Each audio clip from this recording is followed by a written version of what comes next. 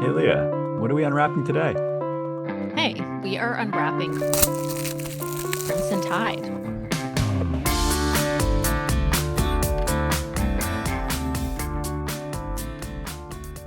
Crinkle, crinkle. Beautiful. Beautiful. I take it all back. I'm just going to sit back here. I really think it should go crinkle, crinkle, crinkle, but whatever. Okay, just to keep the Um, suspense going before we hear the title. so yeah, that's right. 1995's Crimson Tide. Two questions for Leah. One, how many Tony Scott films? No, I've got multiple questions for you all at once. How many Tony Scott films have you seen? What Tony Scott films do you know like exist that you haven't seen? And do you have any memory of this film coming out or its history, like in the ether? Like, did you see the poster? Did you, in the May of '95, were you just so excited for Die Hard with a Vengeance? You're like, I'll skip Crimson Tide, but I can't wait for Die Hmm. Hard. Like, Yeah, that what tracks. was, yeah, I know. Careful, or I'll be gifting you Die Hard with a Vengeance too, which Oh rules. God, please don't. Um, and you'll eat your words. You go, wow, that movie was amazing. So anyway, yeah. So Tony Scott and this film. So I'm trying to remember. So this is the brother of Ridley, or am I insane? Yes. Okay, Yep. just making sure. Am I also wrong in saying that he directed Nightcrawler? Is that the guy or is that another No, Tony? that's so Tony Gilroy, Oh, yes. Okay. Because his that's another brother film Dan family. Gilroy. Okay. Dan Gilroy did Nightcrawler, which you Okay. and I saw that Leah and I went to Yes, the premiere of Nightcrawler at Lincoln we did. Center. And Beyonce and Jay-Z were there. I forgot that detail. Yeah, they were. We Okay. we we chose not to give. There was like free popcorn and soda they were giving people, and we saw Riz Ahmed like showing out afterwards, very excited. I Like also have we no were hanging out recollection of talking this. afterwards, and Riz Ahmed was talking to someone, and he I was love not him. like big at that point. Um, Yeah, this was like his and big breakout kind of yeah, Hollywood movie. yep. He's So he's so just hanging good. out, wearing a suit, like having chatting with people, like, "Hey, Right. see you later, everybody." And That was fun. I remember we sat like in one of the first couple rows. It was not yeah, the greatest movie watching experience, but it was a really good movie. yeah, and that movie So yes, rules. okay. So I had a feeling I was confusing the two. I was like, this sounds like not correct, but yeah. So I actually don't know if I know any other Tony Scott movies. Like I can't say any off the top of my head. Will you please enlighten me? Because I'm sure you have them available. Sure, I have. Well, I'm gonna try to do them my memory. I think I'll probably miss some, right? There was The Hunger, which is really weird. David Bowie, Susan Sarandon. Hmm. There is, of course, Top Gun. That makes Tony Scott huge. Okay. Well, I've never Um, seen Top Gun. I, Surprise, I'm, surprise. I'm sure you have it. We're not Uh, gifting you that one. Beverly Hills Oh, you're not a Cop. fan?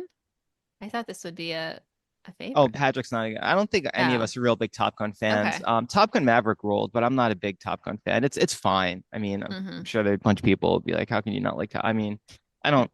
Future episode. Yeah, yeah, it's All fine. right, never Anyway, mind. so Beverly Hills Cop 2, he directed Revenge, which is a pretty cool movie with Kevin Costner and gosh, my mind is off today. The Italian actor, um, who did these like, oh, gosh, can't remember his name. Anyway, in Last Action Hero, it's one of his last roles.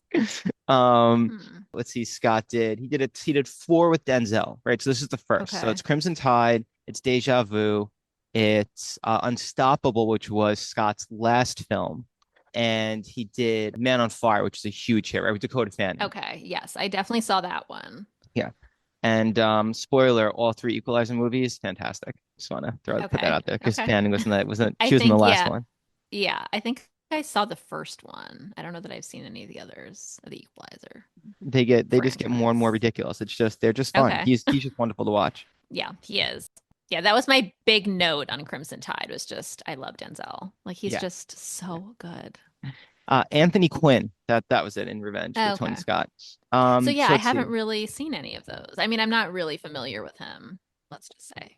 Domino, he did. Oh, True Romance. Oh, You've I probably saw seen True that. Yeah, I Romance. was going to say, how come I thought you were waiting. He also No, did no, no. Spy Game. Oh, I love Spy Game.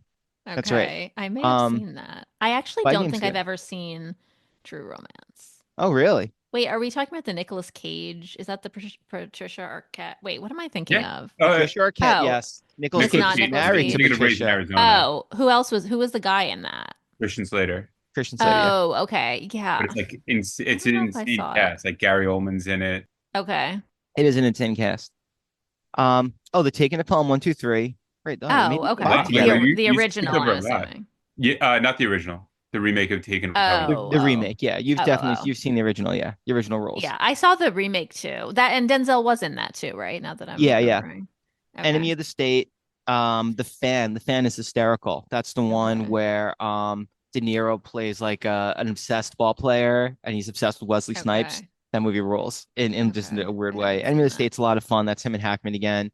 Mm-hmm. The Last Boy Scout, that's an absurd action movie. Shane Black wrote it Mm-hmm. with Bruce Willis. Like these are movies, right? These are definitely like movies not on your radar. Okay. Wait, And interestingly, then someone just told me that Enemy of the State is a sequel to The Conversation. it's like a spirit. It's a spirited sequel. Okay.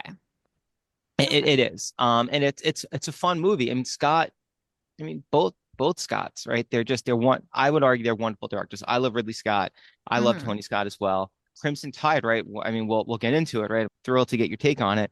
Just entertaining movies. Mm-hmm. And let's see. Oh, Days of Thunder. I was gonna say Tom Cruise again. I can't believe you forgot like what is probably one of the most significant American tales, Days of Thunder, story of resilience.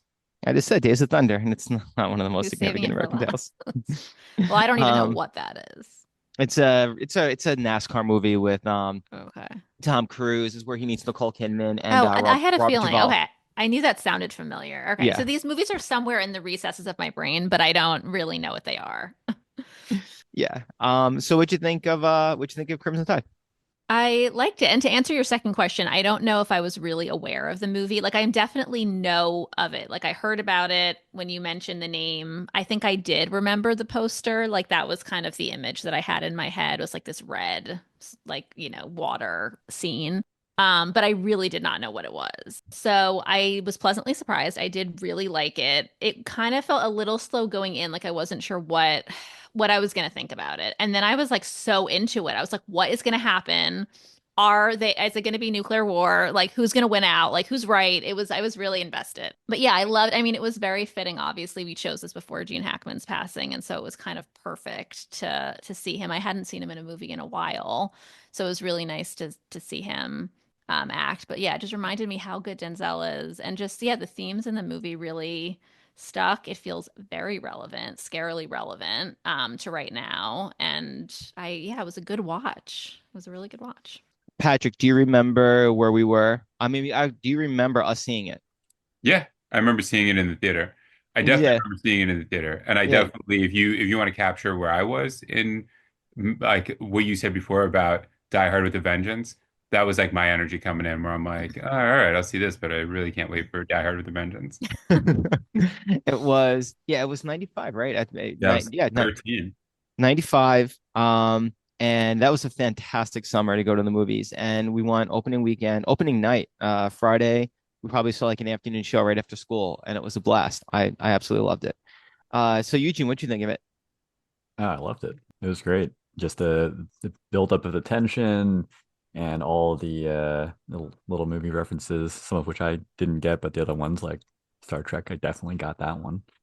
Well, pretty much all those you can thank Quentin Tarantino for. He definitely wrote, Scott called him in. A bunch of people were called in to write different scenes. So Silver Surfer, Star Trek, Cary the Grant. movie references on the bus. That's all likely Tarantino. I would think also, I mean, it's all speculation at this point that a lot of the racial stuff that gets thrown that's in the film is Tarantino being brought in to add that. Maybe yes, maybe no. Yeah, it's a lot of speculation whether or not that was before the casting. But yeah, but regardless, right, it works. I think it works brilliantly in the film.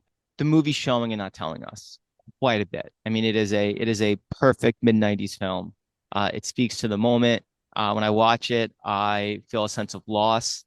Like not just that we don't have movies like this anymore, but also that we don't have people like this anymore. Right. I know I'm jumping way ahead to the ending of the film, but even the ending of the film with Jason Robards, where he's scolding them, right? The choices Hackman makes at the end, and he is not a good guy.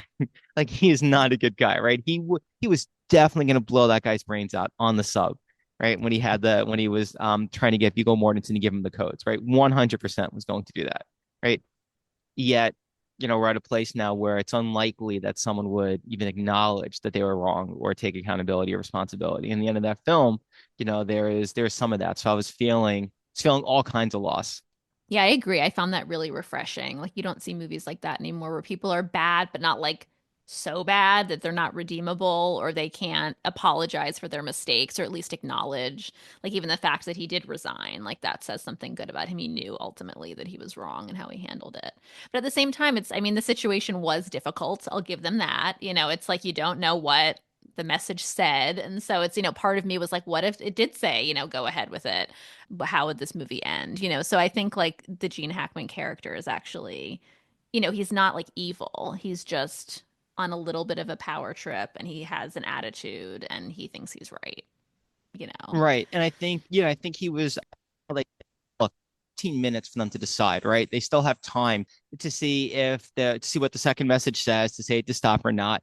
And he's going to teach Denzel Washington a lesson for a variety of reasons, right? Mhm. He went to Harvard. He is this new kind of soldier, right? Hackman's like, well, I was hired to press the button. That was it. Like, I am a blunt instrument. That is what I was trained to do. I am blue collar. You are white collar. You are something new. I'm something old. And I am going to teach you a lesson that I have the power, right?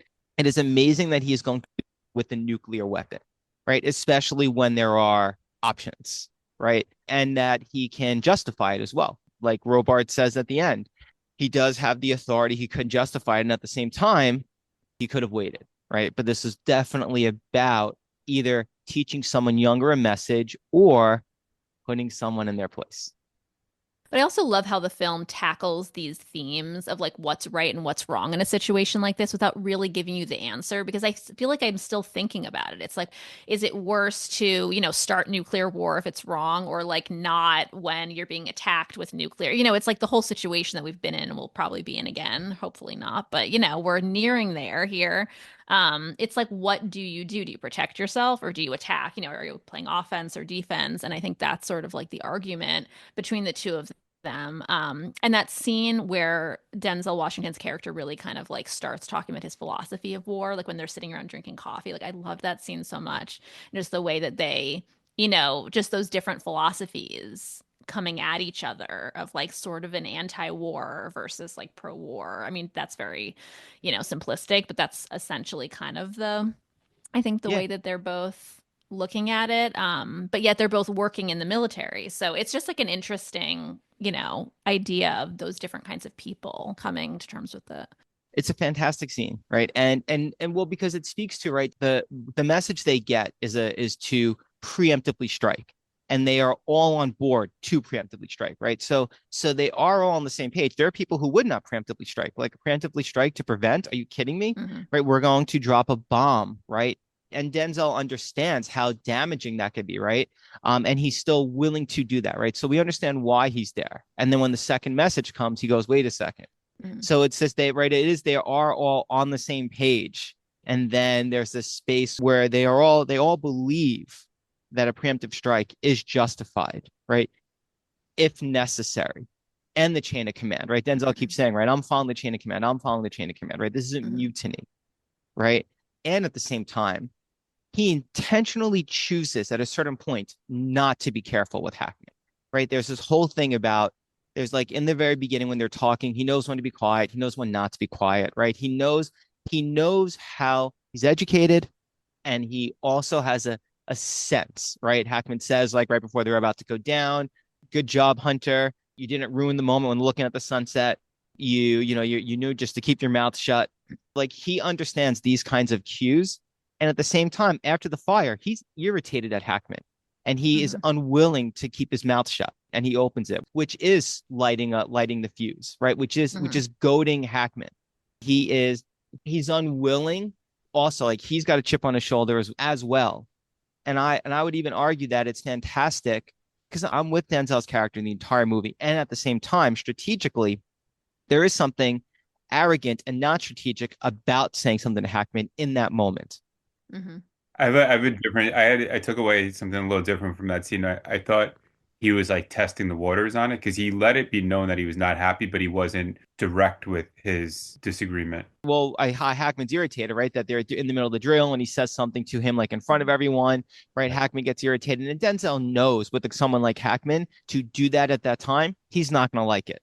Right. But like when they had that back and forth, Denzel didn't push. He just kind of he let him be lectured. He let Hackman lecture him.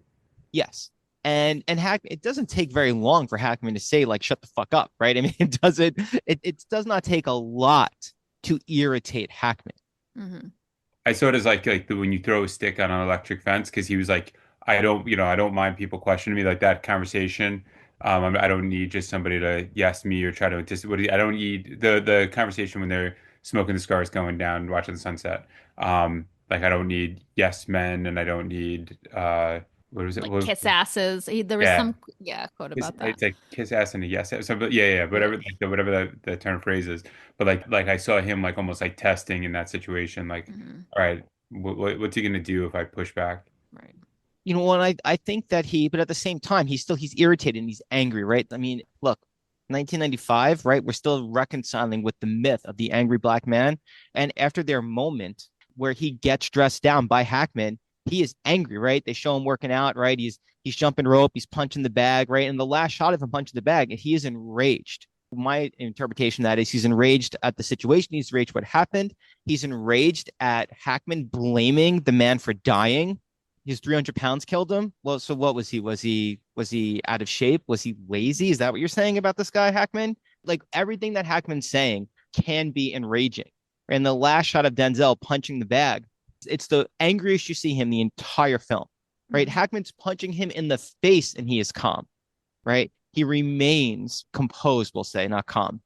And in that scene, he's allowing his emotions, right? It's almost as if he's replaying all that happened before, and it bothers him immensely. Hmm. Right? And the film allows that scene to happen, right? It's intentionally put in there. They could have just shown him jumping rope or running. Hey, look how fit Denzel is. The punch in the bag, right? He's our hero. No, no, no. He's punching that thing with rage at Hackman and what had just happened before. And in the very next scene, you get Morganson, right? He's ironing his shirt and he's like, and they're talking, and Morganson's like telling like Vigo saying, hey, just like give the guy a little leeway, right? Of course, right? And Denzel says, okay, I will. He kind of smiles, he calms down, right? And they go right to the next scene. Yeah, I'm glad you brought up race because it was something that I thought about watching the movie. Like I was like, is this sort of racially motivated? Like some of Hackman's, anger or sort of resentment about his position. And this is why I like movie. I feel like people don't make movies like this anymore because all of that was so subtle and it's like you just feel it. There are moments where you feel it and you're like, this isn't, or like Denzel looks at like another, black guy like for support. Like it's all very subtle. I feel like a movie now would address it head on. Like somebody would be like, you're racist, or I don't know. I just feel like it just takes it out of the reality of a situation where you most likely wouldn't address it, but it's still sort of there under the surface and it might influence people's alliances or their judgments of each other, but still people have to work through like sort of push through it. And I feel like this movie seemed like a really realistic depiction of that. Instead of it being like hitting you over the head with it, like this is a movie about like a white guy and a black guy at odds with each other. I don't, and that's not really the point, but it's still there, like sort of simmering. Absolutely. um to the point where I even questioned, like, am I reading into it, or are they just like ignoring it, or is this not a thing? But it just lets you think about those things which are present. So there's this fantastic podcast. I love this podcast that I listen to called Unclear Present Danger, right? You have a New York Times opinion columnist, Jamel Bowie, and you have author and now writer for The Nation, John Gantz, and they talk about political thrillers of the 90s, right? And they talk about the era of the 90s and movies in the 90s. They'll do this. They'll do Hunt for Red October, which I definitely have to gift you so we could talk about it on this podcast. I think you'd really like that as well. Mhm. They like a lot of the Jack Ryan films, like these kinds of films. And this idea that this is the moment where we are, as a nation, we're reconciling Brown versus Board of Ed. We're reconciling the 1964 Civil Rights Act. We're reconciling the Voting Rights Act, the 1965 Voting Rights Act, right? This is the moment where schools finally got integrated in like the 70s, right? The military gets integrated in a very specific way. We're pretty much at the height of this idea of attempting to be a legitimate Republican democracy, right? Where the old guard has to begin to make way for this new idea of who we are. We are no longer just by paper, right? Following the Constitution, like in practice, in many ways we are, right? And we're trying to reconcile what all of that is. And these movies are doing the same thing as well. That kind of ends after 9/11, right? Priority shift. And one could argue that that's the beginning of something new, the end of that and the beginning of something new. So I guess like there's that famous book, like The End of History, after the Cold War ends. And what we're left with is to reconcile how we all live together in a developing democracy. And then when 9/11 happens, then history begins again. And this film is the height of that. Like this film is like Mhm. peak that moment where in the film they're reconciling with this and we are as well. And it's great like for it not to be like you said, Leah, like so on the nose, so pointed, where they are in our face, right? It's not necessarily subtle, especially at the end, right? Where Hackman just can't help it talking about the horses, and it's a fantastic scene, right? Like these are the horses that know how to follow the rules more than anything else, like me. And then Denzel being like, well, they were born black, right? like, like, did you know that?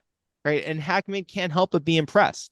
Right. He just Yeah, can't help but that be was impressed. very explicit. Yeah, I was like, is this like a racial like thing? I mean, I wasn't sure if I was just reading too much into it or whether there was really like they were kind of really coming head to head at that moment about sort of like their own racial identities, which I'm assuming it was because it was so blatant. But that was the most, I feel like the most explicit kind of mention of race that I felt like in the film. And it was perfect too, right? Because, it's this point where they're both exhausted, right? They're physically exhausted, they're emotionally exhausted. There's 3 minutes. Why not take the 3 minutes? Mhm. Let's just see who is right. We're going to sit here and we're going to wait, right? I've already punched you in the face a bunch of times, right?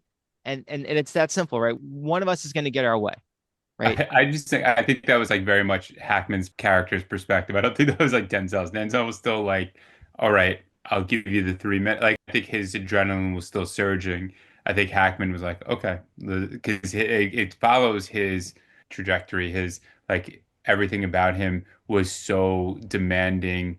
Like he was all about maintaining control and order. Yes. So like him, even in that moment, he's like, okay, now we're gonna break. I'm gonna stop punching you in the face and we're gonna sit now. Right. And I'm like, so it's still in like everything was like still guided by his terms. Yes, yes. Even the stop clock, right? He has it around his neck. When he gives the key, he doesn't Mhm. give the stop clock over. He always has it around his neck.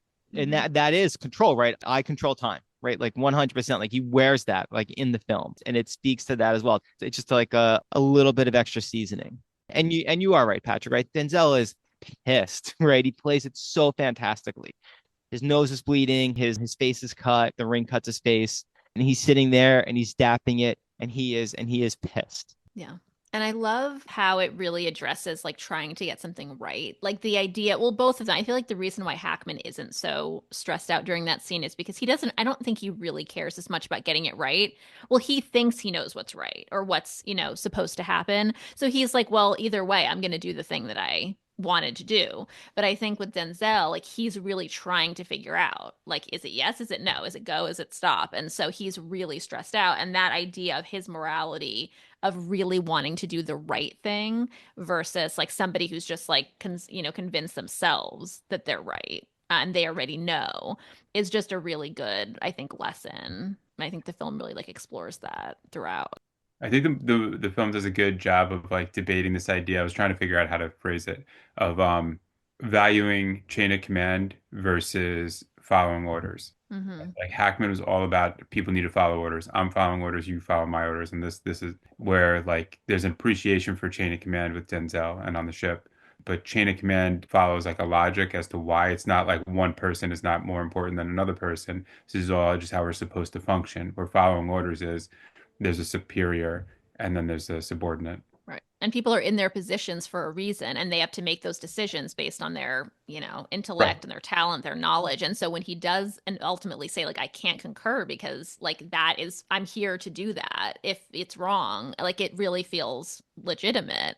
And everyone around him, they all have to respond. Yeah, it's just very like all those scenes, like when they're just trying to figure out what to do and how to do it and who's right and how to like follow but not follow it. It was just really well done, I thought. Everything was so heavy and like not in a bad way and so nuanced and not in a bad way. Where I was watching it and I was like, oh man, I felt like in the best way possible. I felt really overmatched watching it. I was like, every scene here could be something I would have to like look back and contemplate and digest and be like, what are they actually talking about? What are they examining?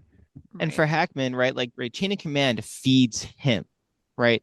For Denzel, orders does not feed him. Like that scene where the dog is pissing, right? Denzel is disgusted, right? He Mhm. he is disgusted, right? Like, where is this piss going? Like, it's going down this grate, right? No one's picking it up, right? And Hackman gets to do that because of chain of command, because he's in charge, right? That's like, of course, he follows that logic because it serves him. Yeah, and he has no problem when they like break into his room. It's like he knows these are the things that are supposed to happen. And he's just like, well, I'm going to do what I want. Yeah, I was going to mention the dog earlier because I think that's a perfect example. Like showing, not telling, like you said, the way they show him. And then at the end, when the dog's on the grass and the sign says, like, don't go on the grass, it's just like he just kind of in certain moments just does what he wants and thinks he's above it all. And that says a lot about him and his character. Says it a lot about his type of character, right? Hmm. Well, it goes back to, and now I'm going to edit in. I'm sorry, this is, you might edit it out, but it's like it was so great in the 90s to have that debate and that character, and then have them come to an understanding where you say, like, oh, these two people they can still come to an understanding. They don't have to like be at odds through the end of time. But then I couldn't help thinking, like, if he was in today's world, this man would be celebrating the fall of democracy. Right. That's the sad piece about it, right? Like, that's why, like, when the end of the film had such resonance for me because it's something lost, right? This idea of, like, again, I don't want to stress enough, right? First, Hackman is an amazing, I don't want to talk about him in the past tense. He's an amazing actor. He is fantastic.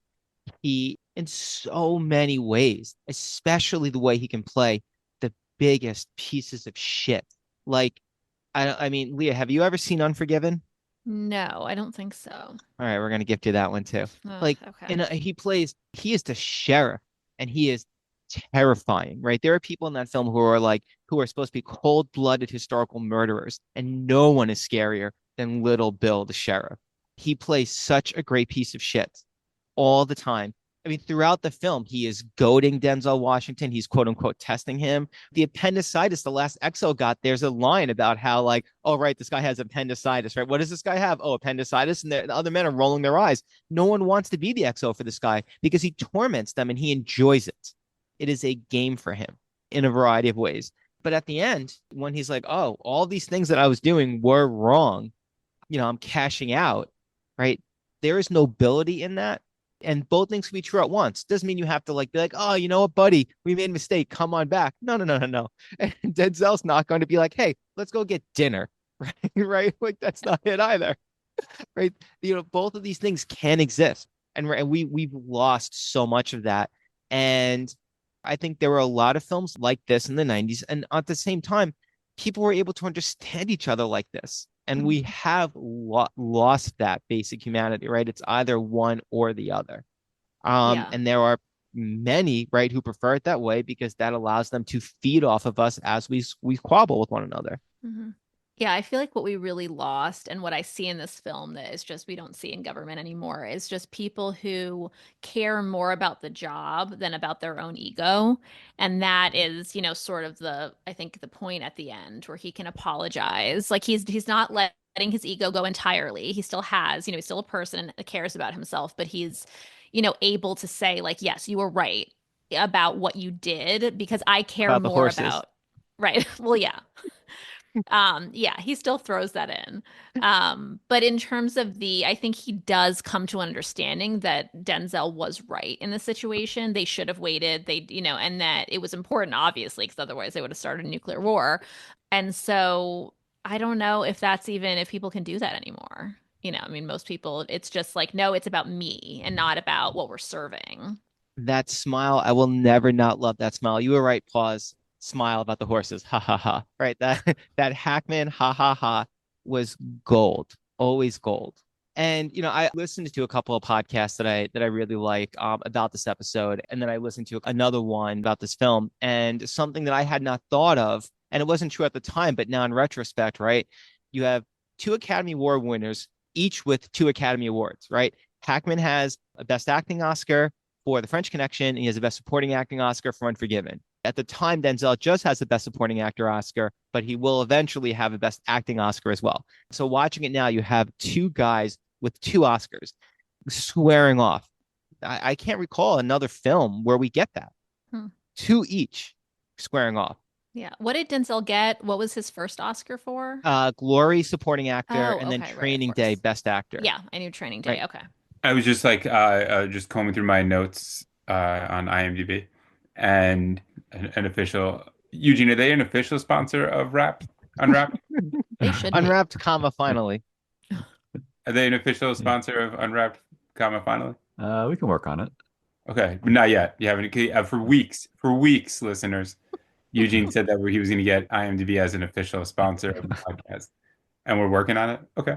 The trivia page, that stuff isn't like it's not verified. If you're looking at the IMDb trivia, you're going to spout something from it. Well, that's why I'm citing it. I don't cite sources that are reliable. I just pawn them off as my own thoughts. But IMDb, we should just have a YouTube posting of Michael's reaction to me saying things. I think so. Yeah. Just like all Um, cut together.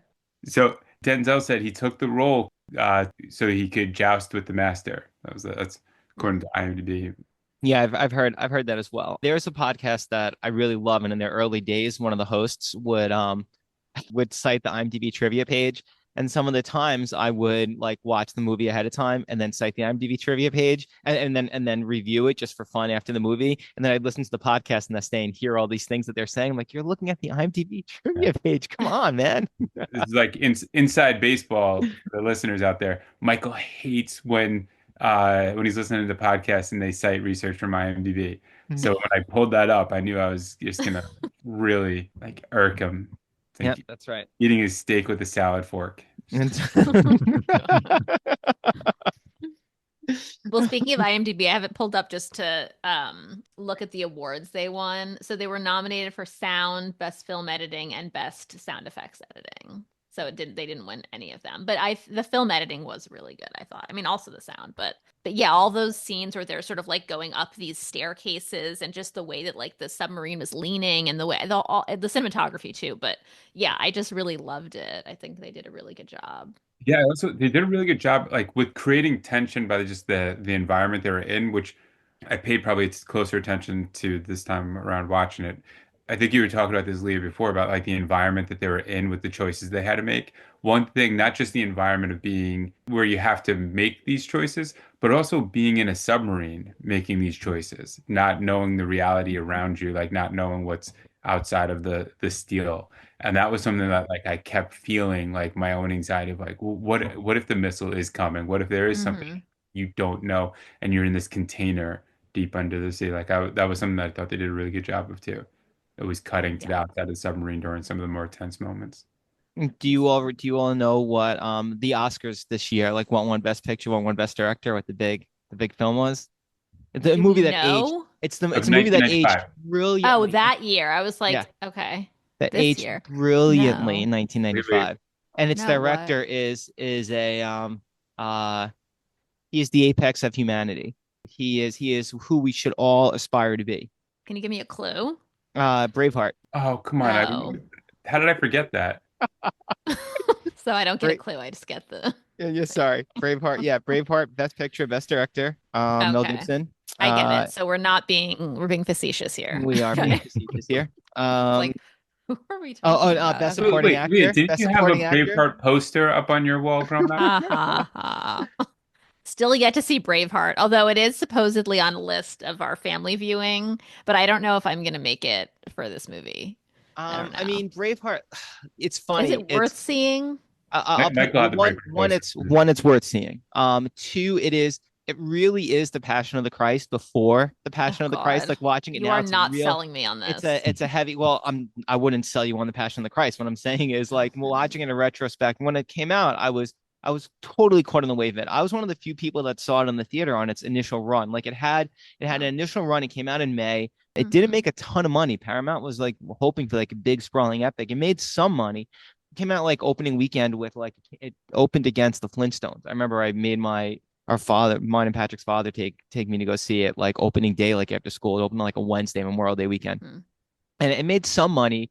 Then it came out again during the Oscar run, and it was huge on VHS, right? Like just it was huge, and it has a couple of really great moments. The actor who plays Robert the Bruce is fantastic, right?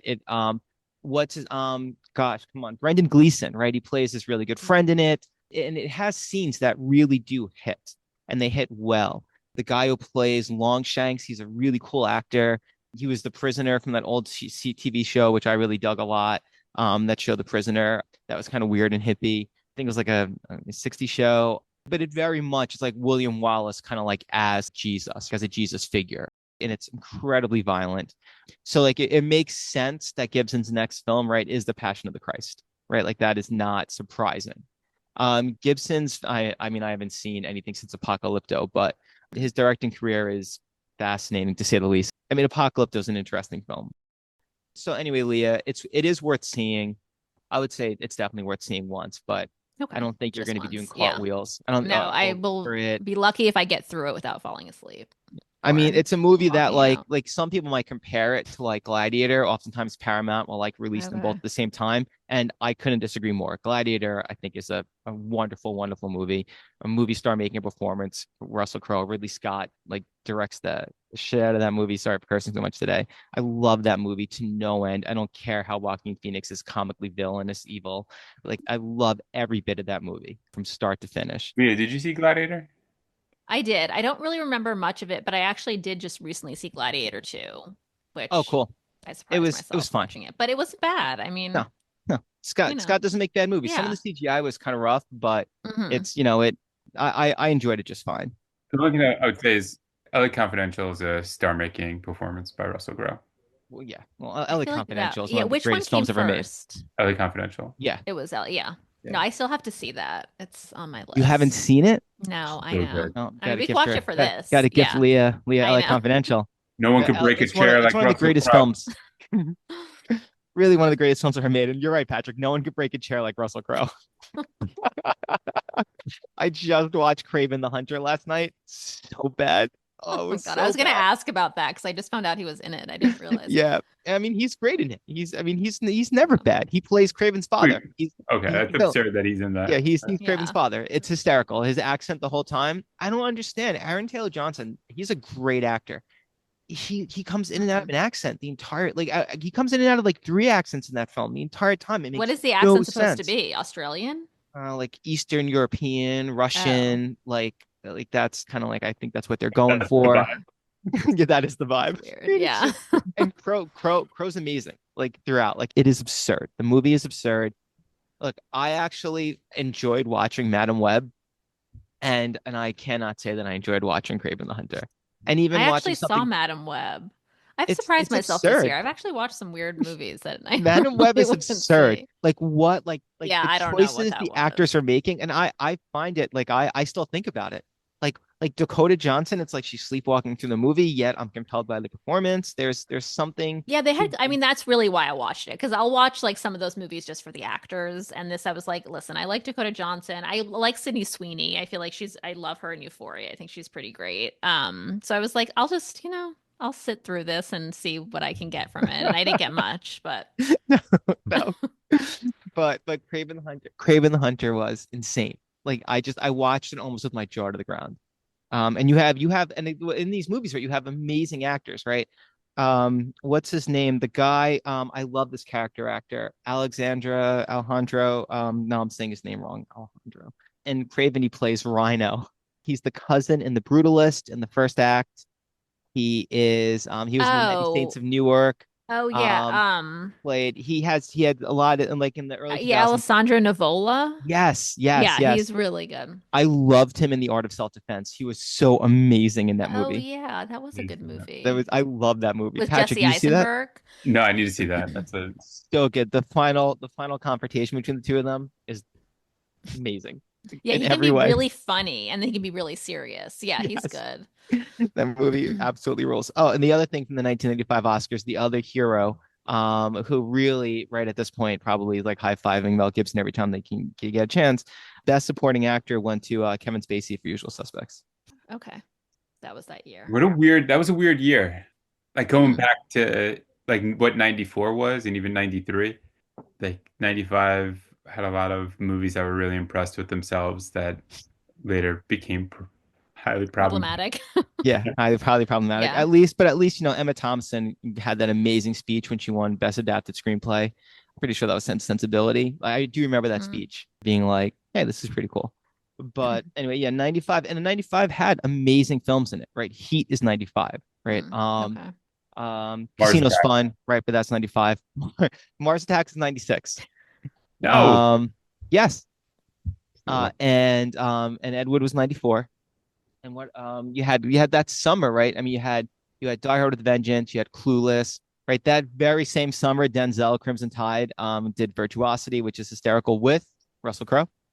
So anyway, I loved all the like bit parts that people like Brian Phillippe was in there in like one scene, and like Steve Zahn, of course, tragically passed away in this yes. film. That was Rick Schroeder. sad. Rick Schroeder Yeah. had to close the. Right. Right. Can I say I was like, who would lock up? Who would close the seal on Steve Zahn? Of course, it would be MAGA Ricky Schroeder. Oh my God. Hey. It is Rick Schroeder in the credits. I didn't realize his political persuasions. But yeah, and then of course, yeah, Jason Robards at the. I mean, that was just like a perfect little cameo scene. It So was. And yeah. Robards, he has two Oscars too, right? Does he have a Melvin and Howard Oscar? And does he have a All the President's Men Oscar? Oh, Is that we're gonna have to is look that this right? up. I mean, I gotta check that out now. Jason Robards. Because if that's the case, then in the final scene, you have three actors who have all won each two Oscars. And I guess for Robards, it would be Best Actor, Best All right, let's Supporting, or see. So he won, or he was nominated for Melvin and Howard. He just nominated. won. Okay. Yeah, he won for Julia, Oh, Best Best Actor, Actor in a Julia? Supporting Role, and he won for All the President's Men. Best Actor, Supporting Role? Yes. Okay, so it's Yeah. two supporting role actor Oscars, but still, so you have three guys, Yeah. all of them, two Oscars. That's in the final scene. I don't know where that's ever Yeah. happened. No, it was a So good scene. the movie rules. It's just they don't. I'm such an old man these days, but they don't make them like that anymore. Yeah. They No, I just feel they that way just about a don't. lot of the movies that you're sharing with me. Like I definitely felt that way about Midnight Run, and it's like, oh, yeah, it is making me nostalgic and sad for our current state of things, just the world. Actually, I saw Idiocracy last night for the first Oh time, yeah. and I was like, yep, we're not far from this. This is us. This is us. If we So, were Idiocracy, honestly I'd be more content than I am now. So. yeah, I know. Because in Idiocracy there is no. You know what? There's not an idiocracy. A year ago, I believe Ricky Schroeder created what's known as Patriot PBS to counter Hollywood narratives. It's none of that. What's wrong with the regular PBS? I mean, of all things, to Sound like a real socialist right there. This is Patriot PBS.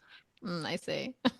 Hey, you know what? The Koch brothers funds PBS. So that's Great. Ruin everything, Michael. no, I'm not. I'm saying that you see it No, is. I know. You can't trust anything. It's true. No, It's no, all that's just that. I'm not saying it in that way. I'm saying that they're instilling good American values in PBS. And I don't know what Rick Schroeder's doing, excuse me, by creating Patriot, right? The Koch brothers they're infusing, right, American values into PBS.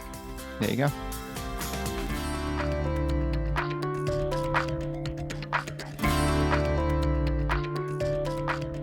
So you want to talk Oscars? let's do it. I was thrilled. Wait, So I'm sorry. Can I say something before we get into you being thrilled? You yeah, guys did. You guys totally were spoiling left and right because I saw Anora like right after, and you guys were like, first of all, Michael was like, the first 15 minutes, there was a lot of like, it was like staring at the sun. And I'm like, okay, so the beginning of the movie, there's a lot of I like, didn't say that. yeah. You said it was like staring at the sun, right? I Leah? didn't say it was like staring at the sun. No, You did? I don't know what What you're you talking said? about. I don't remember this detail. There were points where you were like, you used the quote "staring at the sun." You're I like, I was The like, what? quote "staring at the sun." It's a quote It's something "staring like at it the was like sun." there were certain The moments phrase where I it's like used the phrase the "staring phrase, at the sun." yeah, whatever. No, that's not what I said. I talked about the scene. No, I talked about the scene in the first probably like 15 minutes in the movie. You're seeing a lot of sexualization of women, right? Mhm. And then at a certain point, he stops it so much so that in one of the early scenes of them having sex, he blocks out anything for you to be able to see clearly them having sex with the sun coming in. And I was talking about how that was great, that if you're looking, you don't remember that scene? Yes, I That's what we do. were And talking I about. do remember you saying that, but I'm just Right. looking at Because if Patrick's you're face. looking, I know, because if you're looking, if you're trying to look at her body in that scene, like through, like around the sun, you must ask yourself, what is wrong with me? Right. Okay. Like, I just, That's a as good somebody point. who hasn't seen the Baker is, movie, I would argue he was intentionally doing this, right? This is the movie, right? You're expecting, like, you're going in to see this film.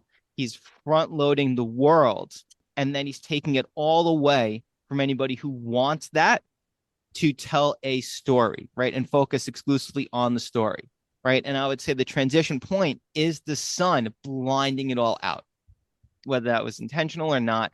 I really did like the idea of the sun coming in and cleaning the viewer, right? The sun is there to cleanse the viewer from being shitty. If that was their if you intent cleaned up in that watching the potty film. mouth, you sound like a commentator on the Patriot PBS. Yeah. Yeah. So I wasn't talking about staring at the sun. You're welcome for allowing me to give you an opportunity to clean up what you said. To clean up what I said. I didn't see the movie, and the way you phrased it, you were like in the beginning. There's a lot, it's like staring at the sun. It was like that, whatever it is. However, I don't. I'm just saying, if somebody's So listening, there were spoilers. there was supposed, Is what yeah, you're telling us. The ending. He's talking about the ending, how we Okay. ruined the ending for him. Okay. no, well, how the scene where Vani, that's the Ivan, the kid, The Sure. like kid, he takes off. the man who acts like a 21-year-old. child, but he's a man. Yeah, He's yeah, a yeah. man. Mhm. But like when he takes off, like I was like, An amazing oh, scene. I know. I wonder what it You would have been ruined like it. to watch it without knowing. Well, then watch these films at Sorry. an appropriate time. Oh man, that's so wow, With this wow. crowd, you have to get on top of it. You know what I That's mean? You right. have to watch I the know. Well, that's movies. why I But, muted myself and like tried to get or muted you guys. well, you'll know for next time to do that because we can't stop ourselves. I know you can't. Yeah, Apparently, exactly. But yes, you were thrilled. it's fantastic. And instead of watching Dawson's Creek for the 10th time, put in an Academy nominated film on. So yeah, so Leah, what'd you think of the show?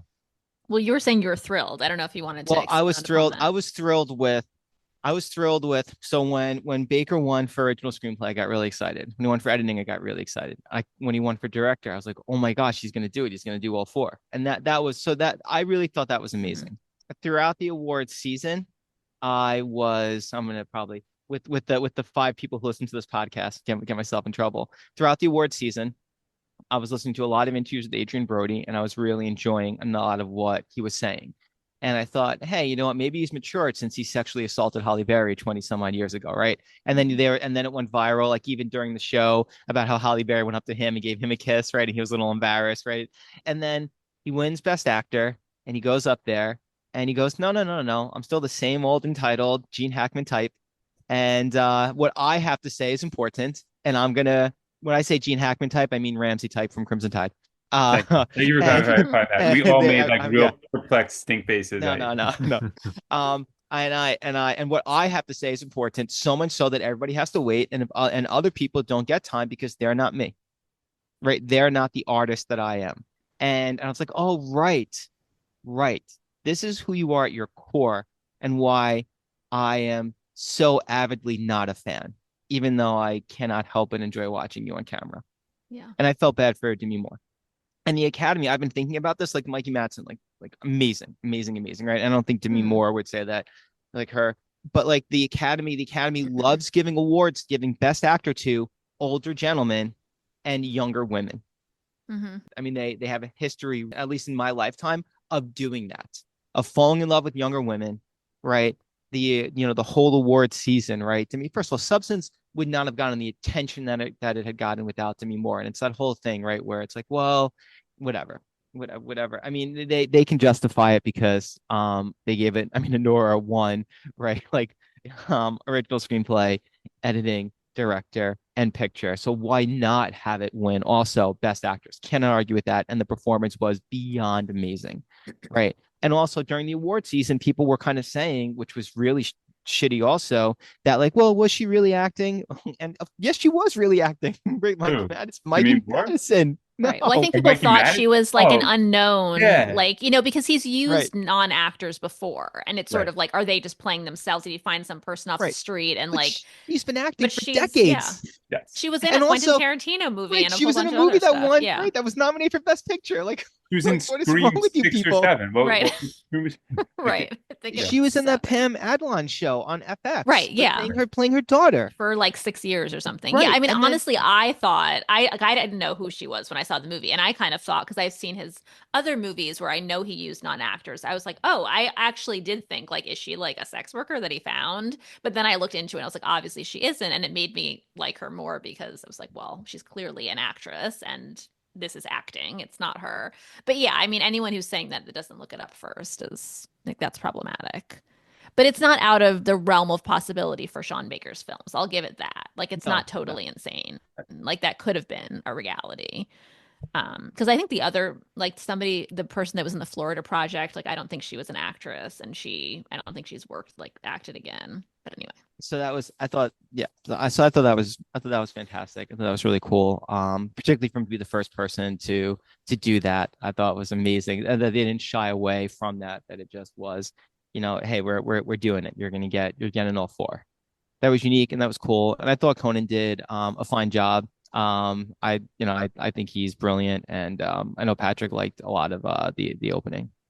Yeah, I thought it was great. I thought it was like the best hosting, and I'm not like super critical of hosts, the Academy Awards hosts, aside from like when James Franco tricked Anne Hathaway, like whatever that was. But I thought it was like one of the best hosting jobs since the 90s. the tall order. Yeah, Yeah. I agree. Well, I have a serious bone to pick with Hulu, which I'm sure you've heard what went on there I because did. I was watching it on Oh. Hulu. I did not have cable. I was watching it with my mom, and she doesn't have ABC for some reason on DirecTV. This is like the new world. And yeah, it just stopped. It Yeah. stopped after he won Best Director. And so 10 years, I was saying this, was like 10 years ago, I would be having a full nervous breakdown. And I was just like, breathe, it's going to be fine. But yeah, I couldn't see any of it until like 2 days later. I was like, no one can tell me what happened. I, of course, like had to find out the next day. But yeah, so then like I watched the end of it, but I was just like, what a fuck up that they like it was just like your live stream has ended. Like they just stopped it when I guess it was supposed to end at like 10:30 or Yeah, something. right. Which is amazing when they do that. Yep. Like I don't know how stupid like they know it's gonna go over. Why would Well, they just shut it thank Adrian down? Brody. You got to hear the most important thing. You got Right, to of hear the course. most important thing of the night. Yeah, so I Right. missed More. Best Actress and Best Picture, but and I was shocked honestly when I saw that Demi Moore didn't win. I did feel bad about that. I liked Mikey Madison, but I feel like Demi kind of deserved it, and she won't get that chance again. So I And felt I, kind of I bad saw about The that. Substance. I also like, so I was very proud of myself for being able to watch both Anora and The Substance. And we watched them. Um, Jen watched it with me, which is a rarity that we're able to watch movies together. Okay. And to Michael's comment about next time, she battling the norovirus in my household, and we still saw those movies. Wow. Apparently not quick Oh my enough. God. But the last like 20 minutes of The Substance might go down as one of my favorite viewing experiences because Jen, like the first time I don't think this has ever happened. I was diverting my eyes and Jen started yelling. She was like, "I'm too old to watch things like this," which is fantastic. It was like so fun. I mean, it was Yeah, hard. I kind of am with her. I had a trouble with the end of the movie. I did. I None of don't that was know. grosser than watching Dennis Quaid eating that shrimp. But Maybe I've yeah, said that. yeah, It it just was Yeah. really like so good. when I think about the most horrifying moment in that film, that's the first thing that Well, comes to mind. I saw an interview with Demi Moore where she was talking about shooting that scene and that he like ate 4 pounds of shrimp. Like he was legitimately eating the Ooh. shrimp and that she apparently is like vegan. It's just like horrifying. But yeah, so that sounded terrible.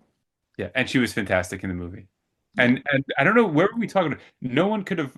It's like it's a role that only she could have played. I'm just throwing that out. I don't know who I was talking to, where people were saying that like anybody could have, or anyone could have stepped into that. Like that's I like don't so know who would have said No. that. That's asinine. yeah.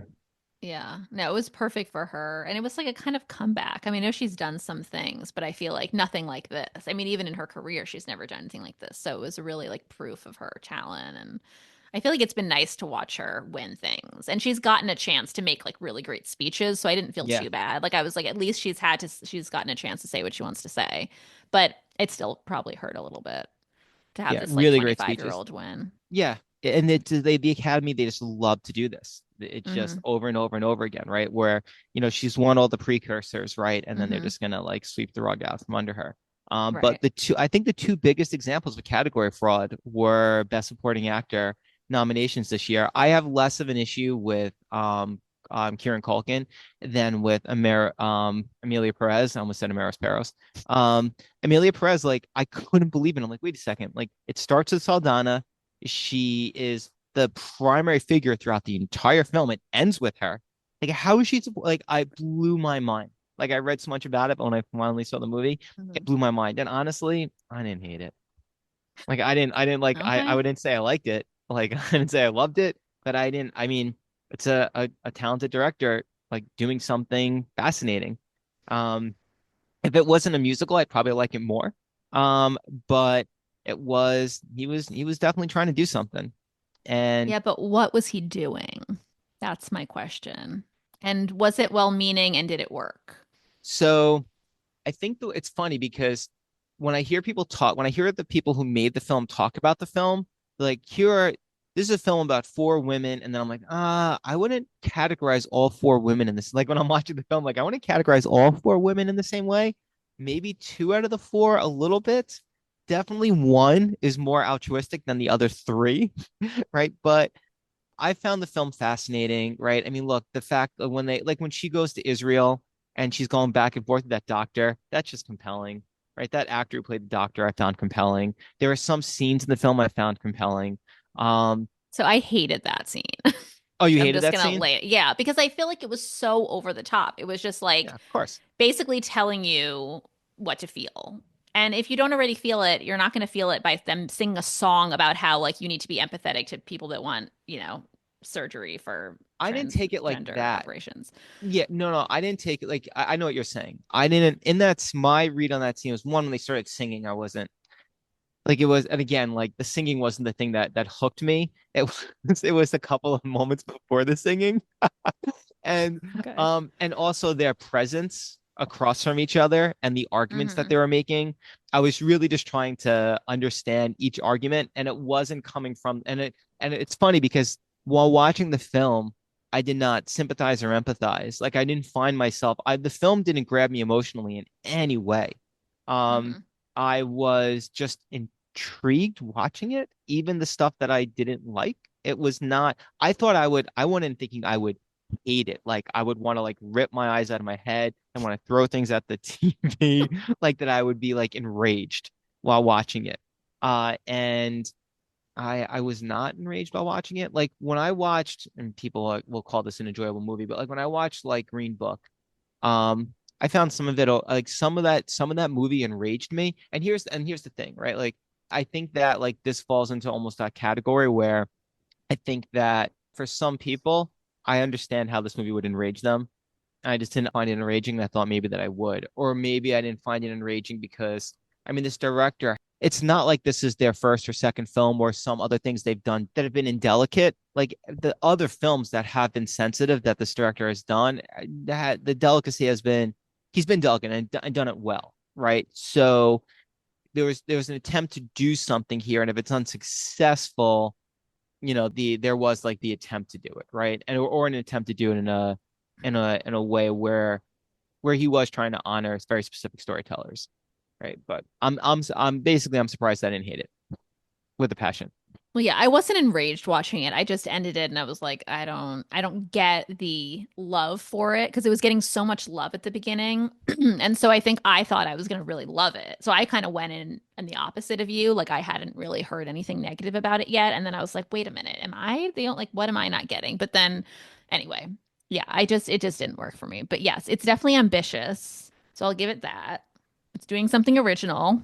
I'll give it that. But yeah, I wasn't upset that it like basically didn't win anything. I didn't see it, but it feels like a movie in like 5 to 10 years is going to age horribly. Just I based on don't looking know it up. how it's gonna age. I don't I mean, know. I think it's current. I think it's going to just go away, right? Yeah, I And I don't know think, that and I don't even people. know if it's going to age horribly. It ends so weird, like I mean, like so quickly. Forget weird. It's just Yeah, so like, and it's yeah, it's that's the kind of thing. I guess that's the thing abrupt. about it. It wasn't.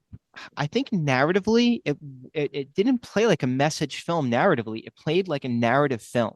In many Hmm. ways, it played like a narrative film, and I like that about it. That obviously it's a musical, which again I could do without, but a lot of message films, right, are hitting you over the head with a message. And I think this film was trying more so. The film had a message, but it was trying to be a narrative film, Yeah, I and agree. like I guess and that's the tell a point. story.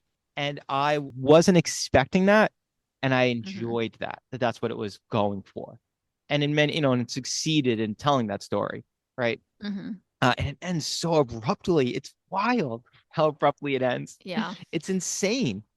Yeah, it And feels kind of unfinished. Like they didn't really think it through. so yeah, it's something that will, when I look back at like Oscar films, and and I think about that one, my blood won't boil. Well, that's a good thing. It didn't win anything. If it won Best No, Picture, it won Best Supporting Actor. If it won Best Picture, I would probably lose my mind. Yeah.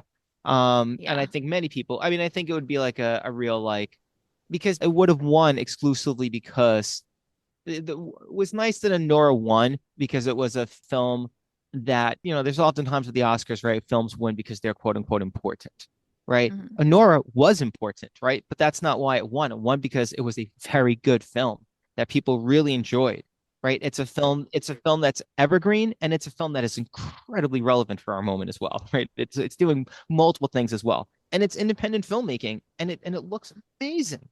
Like it looked amazing.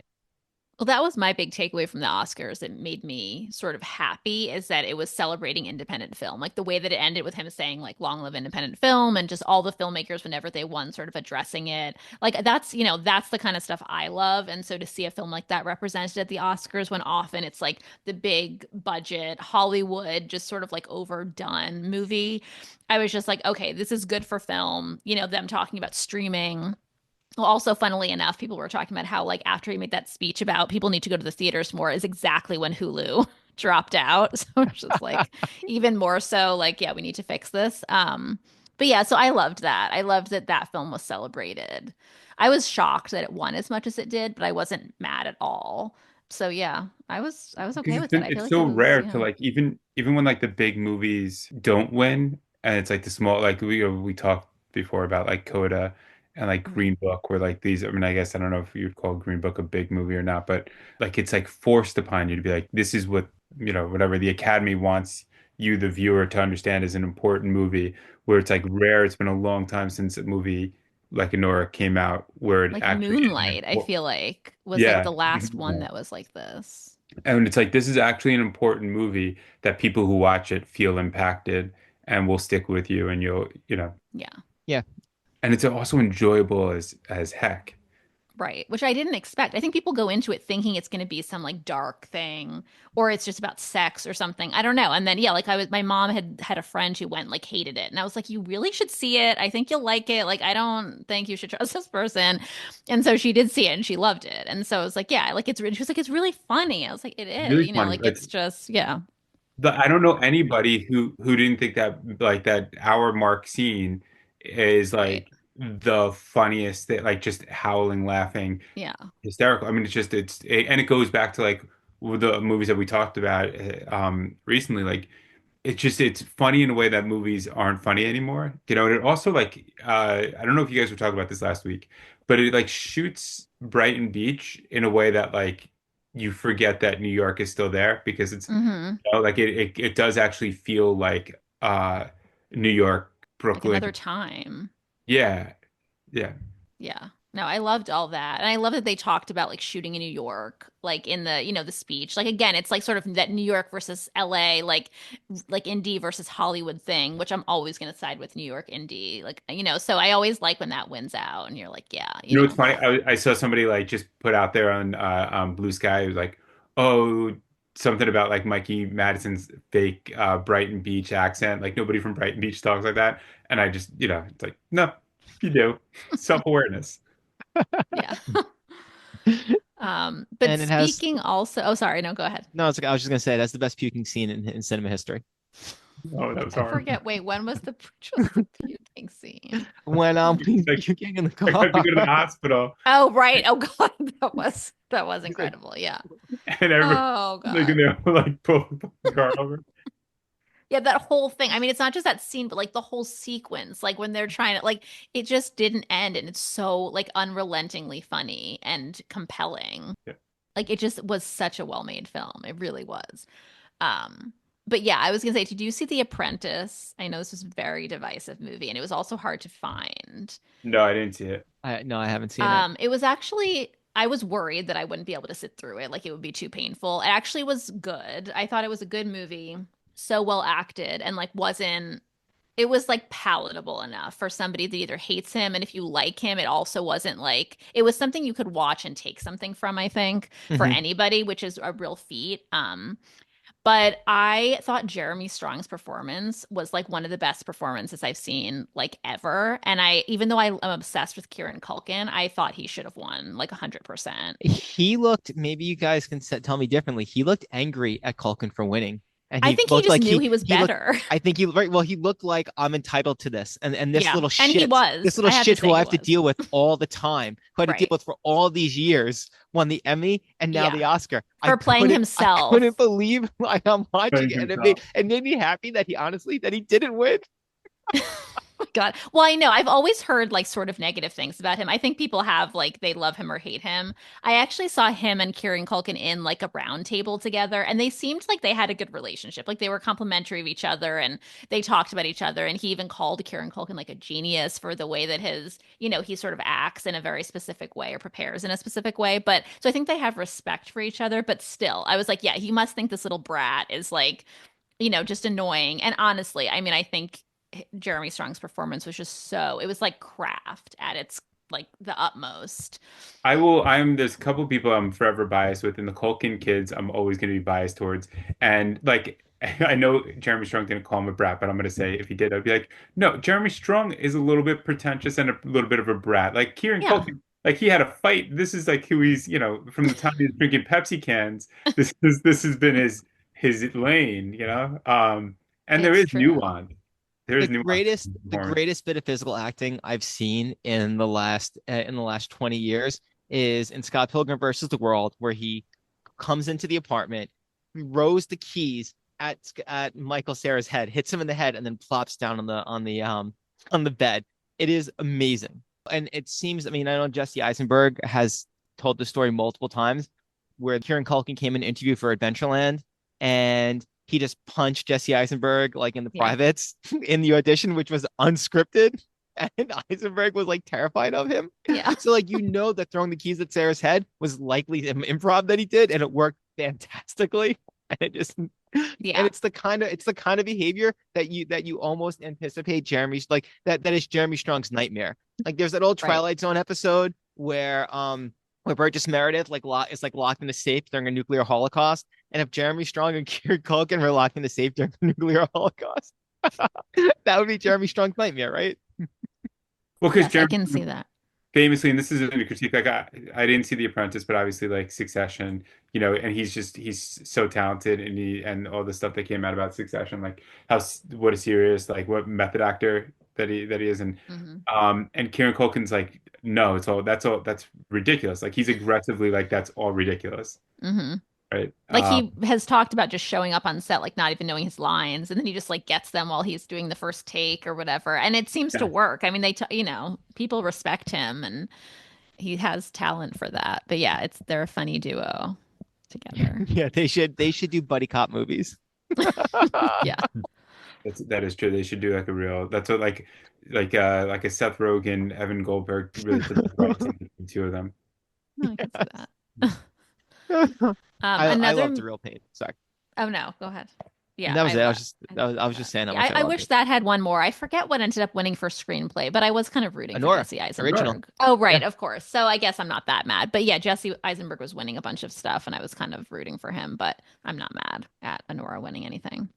It was great. The best shout out of an awards show was Kieran Culkin going up and saying, you know, you're a genius. I'm never going to say. I would never say this. I've never said it before. I'll never say it again. So take it. Yeah. What did he call him a prick? Like, Maybe. He just says whatever comes into his head. yeah. It's He pretty does. That great. story at the Oscars was amazing when he the I mean when he started it, like I like the the punchline was fantastic with his wife. How he started, I'm like, where's this guy going? But then that Yeah. was great, and it was great that she was having fun with it too. At least I Hmm. appeared. mean, it could have been if it wasn't Kieran Culkin, it would have sounded so problematic. Like if Yeah. Adrian Brody like tried to pull something, it would be like, oh, Right. gross. Right. Yes, correct. Well, Worse of also, can we talk about, and maybe this is not, it's not anyone's fault, but like the fact that he's now dating Harvey Weinstein's ex-wife, this is legit. Do you not know this? I did No, I not feel know like he that. just broke an Okay, NDA. so this is yeah, his wife, so Georgina Chapman, who's like a fashion designer, was married to Harvey Weinstein. That's the, his wife at the time. They have kids together, and he's like the person that he thanks now at like every award show. He's like, Georgina, you've like changed my life. And he mentioned the kids in the speech, like, thanks for welcoming me after everything you've been through. Like, and I'm just thinking, like, okay, I get it. She didn't really do anything, but like I don't know how I feel about I'm with you. that. Eugene, mark this. Today's episode is sponsored by Hot Takes. Okay, so Adrian Brody, So right? I That can't believe I'm breaking this news to you right yeah, you now. most Not just definitely to are. me, I I thought you to, knew you're breaking this. it to all of our podcast listeners, including and all my blue sky all of followers. our mothers, all of our Oh my aunts, God. Well, right? my mom knows. So I Laws. told her, I was like, at the Golden Globes, I was like, that's Harvey Weinstein's ex-wife. What is she doing with Adrian Brody? Oh my God. Yeah. So Wow. I don't, Adrian Brody. I mean, I guess I have to believe she didn't know what he was doing, but I also have a hard time with that information and that We like all knew. she's We all knew complicit. what he was Yeah. doing. It's So so hard. Yeah, then, it's hard, right? Like we all that Leah's taken the path of like I don't ever want to come across victim blaming, but Yeah, like I'm well, she not. No. wasn't a but Hey, victim to it, so I don't what have a problem with we're blaming blaming her her. if she Yeah, didn't yeah, yeah, know. yeah. Accomplice. That's what I'm going. Like, but Yeah, like the line of like, could she also have been a victim of his? Like, that's true. or like, how does this like? But I'm with you. I'm just saying you're saying what we're all thinking. Now, I. Yeah, it just Hey, makes turning me all it not I'm on like thinking. Adrian Xander. Brody No, even hey, I'm not less thinking because I'm just anything like, other than don't get involved in that. Yeah, Adrian Brody's gross, right. That's what I'm thinking. That's it. That's the and one Harvey Yeah, thing well, that that's I'm. why I Weinstein. brought it up because That's you're talking about how gross he is, or if he had said that, I'm Yes, like, you're yeah, saying this makes it that's the even other part. grosser. Yeah, yeah, I understand. It's so delicate because you don't want to come across like the other, but it's like gross and It's gross. gross. Like, Yeah, somebody it's needs kind of to gross. like, do we reach out to her? Does she need help? Like, does she? I mean, marrying Harvey Weinstein is already like hard for me to understand. So she already has one strike, but people love who they love, I guess. Maybe he had some lovable qualities or just his money. I don't really know. I don't even want This to. sounds like Now you're I'm a fan just of going Steven off. Spielberg. I know, right? Like Oh my dumping on God. Spielberg and like, well, People love, Harvey people Weinstein. love who they love. The romantic notion of It's hard for me to like understand why anyone would have married him. And they were married for a long time. Like, so I don't understand it. Anyways, here we are. Adrian Eu- Brody. Eugene's upset 'cause he's a big Brody fan. He calls himself a Brody stan. What? All right, Oh God. so Wait, can we talk about one more thing just super oh quickly? Have yeah. you seen Nickel Boys? No, I have not. I am. You need to see Nickel I Boys and we wanted need to talk to. I about was it. telling Eugene and I were trying to see it the weekend of the Oscars, Okay. and Amazon and MGM, right? They're not going to Yeah, release I it. saw it on MGM Plus or They're so something. annoying Yeah. because they're not gonna. Right, we're not gonna get like a four. I don't even know if it's gonna be on any physical media, um, but I really want like that and Hard Truths. I like the two big ones from the last year. I really want to see. And no, I'm upset that I haven't seen it yet. I think I said like 2 weeks ago that I love the book, and I'm really and it is amazing that from everything I read about the film that did not get a cinematography nomination. Yeah, That is I'm insane. shocked. I mean, for most things, even like supporting actress, like what is it? What is her name? Anjanae Ellis Yep. Taylor. Yeah, she was so good in it. Like there's so many things about the movie that I think were overlooked and I don't really get it because it was, I don't know, it seems like kind of Oscar bait in a certain way. So I don't really know, but anyway, yeah, I'm just curious to hear what you think because I really liked it. No, I'm really excited to see it. I loved the book. I mean, from like page one, it's one of those books where you're just enraged like you read it just enraged. Like Killers of the Flower Moon, very much. I was Mm-hmm. in that way so captivated while reading. And those are the last two books that I read in that way, outside of going back to reading Baldwin, where I'm just reading it and I'm just so captivated and hanging on every word Mm-hmm. and just enraged the whole time. And I very much want to see the film, and I'm upset that I missed it in the theater. And yeah, there were just times weren't lining up. But got my ticket for Mickey 17 Monday night. Can't wait. Okay. You have to let me know how that is. I'm sure I'll It love does it. look good. Yeah. Yeah. Wait, so is Nickel Boys true? Is it a novel, or is it based on, because it was a little hard to tell from the movie, like how, whether it was based on an actual true story A or novel, not. a novel based on, many true Real stories, right? events. Okay. Right. Like kind of like there are many Inspired by. places like that institution Okay. that existed. Yeah. But it's not about one particular, like an actual person that lived that No. that you know about. Okay. No, he did a lot of research, and there were places like it. There was one place in specific that was most like it, but the antagonists, I'm sorry, the protagonists, right, were they were not specific people who Okay. had those stories. Okay. And did you see Sugarcane? Because that's a unfortunate good companion piece. That documentary No, I to haven't. this. It's about like those Canadian schools where they had like they found all those indigenous like unmarked graves, and they had like babies killed, and it's just like all like the Catholic Church Yeah. just another atrocity run by them. They were like the priests were raping indigenous girls, and then they were killing the babies, and it was just awful. So anyway, those two Streaming on weirdly, Disney Plus.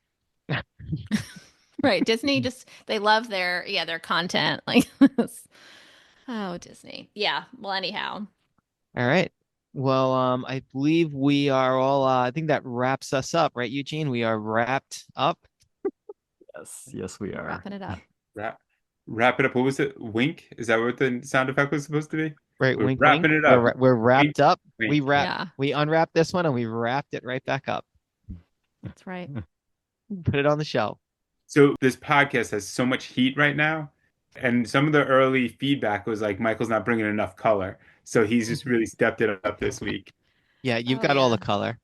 Hey, Oh, there the you go. 15 people who listened last week. I'm shocked we got to 15. Who are these people? As am I. I don't know. I mean, let's see. My wife, your mom. Okay. Listen to it. Hannah listened to the whole thing. I don't know if she listened to the whole thing. Okay. I didn't ask her to. She said she started to. Okay. Ryan, Billy, my buddy. I'm sure Eugene listened to it. Eugene listened to it definitely twice. Eugene and Ryan were the two people that That's listened to it twice. 5. I feel bad for other people. Let's see. So after people listen to RoboCop, which is coming out on Monday, we'll see if it goes down to only 5, and then we'll really know how bad to feel about ourselves. Yeah. Well, how are people finding out about this? Like, I'm on just Apple. shocked that It's on Oh, Apple and God. Spotify. Unwrapped, So- unwrapped, finally image really pops on Apple. So thank you, Eugene, Okay. on the old Thanks. iPhone. Yeah. All So, right, well. hey guys, listen. This is viewer led. So smash subscribe. Oh wait, no, Eugene has we have an email, right? Don't we have an email, Eugene, where people can write in? But Eugene, I vetoed the email, and we're just doing a listserv. I Is would this for, like, I would have fan preferred mail? I would have preferred actual letters, but Eugene, don't we have an email, Yeah, Eugene, we have an email address now. Wow. for people to write in? This is Yeah. official. Can people Uh, write comments on the like that's podcast? it's not enabled, That's but not I a could thing? I could Okay. enable comments. Are you sure you want to do that? I'm kind of curious. All right, Leah wants comments, Eugene, so let's go.